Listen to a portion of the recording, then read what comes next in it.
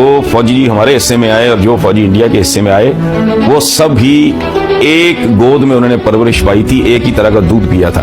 British India کی ایک ہی طرح کے ٹرینڈ سولجر، ایک ہی اداروں کے پڑے ہوئے، ایک ہی اساتذہ کے تربیت یافتہ۔ بھارت میں فوج نے کبھی جرأت نہیں کی، ادھر یہ کبھی باز نہیں آئے، تو اس کی وجہ کیا ہے؟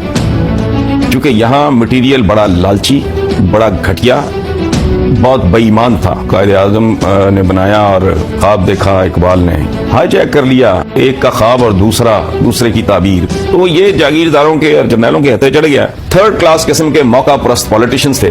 جناح صاحب تو آتے ہی رخصت ہو گئے۔ وہ موٹے پیٹوں والے، بڑی بڑی گردنوں والے، مونچھوں والے انگریزوں کے دلال ٹائپ لوگ۔ یہ ریکارڈ کی بات ہے، میں اسکرپٹ میں نے نہیں لکھا۔ اتنی ان کی شرمناک اور گندی تاریخ ہے جس کا حساب کوئی نہیں۔ یہ ملک ہائی جیک ہو گیا اور اب تک ہے۔ ایک آدمی اگر دیانتدار ہے لیکن اقتدار کی ہوس کا مرا ہوا ہے تو وہ مالی طور پہ بددیانت آدمی سے بھی زیادہ خطرناک ہے۔ کہ جو قومیں اپنی تاریخ کو ڈسٹارٹ کرتی ہیں، توڑتی مروڑتی ہیں، ان میں گند ایڈ کرتی ہیں، اینگلنگ کرتی ہیں، ان کی حالت ایک ایسے بوڑھے جیسی ہوتی ہے جس کی نظر بہت ہی کمزور ہو چکی ہو، اس کو دھندلا دکھائی دیتا ہو اور وہ اپنی نظر کی اینک اپنے ہاتھوں سے توڑ دے۔ سو لوگوں کو ساری جنگیں ہم نے فتح کی ہیں، فلانا کی ڈمکا، سارا جھوٹ ہے۔ لیکن وہ عام آدمی تو کہتا ہے کہ جی سبحان اللہ، ہم نے 65 میں یوں کیا تو فلاں یوں کیا، اور بنگلہ دیش میں تو سازش تھی اور عورت تھی اور فلاں۔ اعداد و شمار ڈیٹا اگر کمپیوٹر کو بھی آپ درست فیڈ نہیں کریں گے تو even computer will not be able to give you the right answer. تو انسانی دماغ تو بالکل ہی اور چیز ہے۔ اگر آپ نے ان کو ان چیزوں پہ پالا ہوگا، اس جھوٹ پہ، اس گندگی پہ، غلاظت پہ، ان کو کبھی فیکٹس ہی نہیں بتائے ہوں گے۔ ہمارا لوور مڈل کلاس کا یا ایون اپر مڈل کلاس کا تو بچہ اگر اقتدار میں آنا چاہے تو وہ تو بھائی اس کے پاس ایک ہی راستہ ہے، ایوب خان کی طرح اور پرویز مشرف کی طرح اور یحییٰ خان کی طرح۔ یہ نہ نوابوں کی اولاد ہے، نہ صنعتکاروں کی اولاد ہے، نہ فلاں۔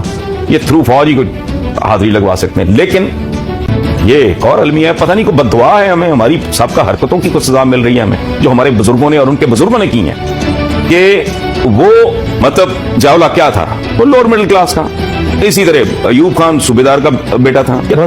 پیٹوں والے یہ انگریزوں کے پٹھو، یہ ان کی اولادیں آ سکتی ہیں اسمبلیوں میں، ہمارے بچوں کا ایک طریقہ۔ لیکن جب وہ ضیاء الحق بنتا ہے، ایک امام مسجد کا، یہ بہت ہی مطلب ہمبل بیک گراؤنڈ کے ساتھ، جب وہ آرمی چیف بننے کے بعد ٹیک اوور کرتا ہے، وہ ان کے ساتھ لابنگ شروع کرتا ہے، بجائے اس کے کہ عوام کے ساتھ کرے، ان کو اپ گریڈ کرے، ان کو کھڑا کرے، ان کو اپنی کانسٹیچوئنسی بنائے، اور پھر ڈنڈا دے ان کو ٹھیک طریقے سے۔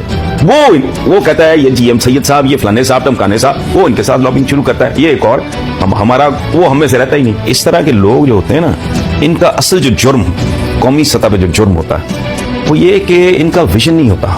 They think only in terms of today, here and now, tomorrow۔ 100 سال 50 سال کا ویژن تو بہت ہی دور کی بات ہے۔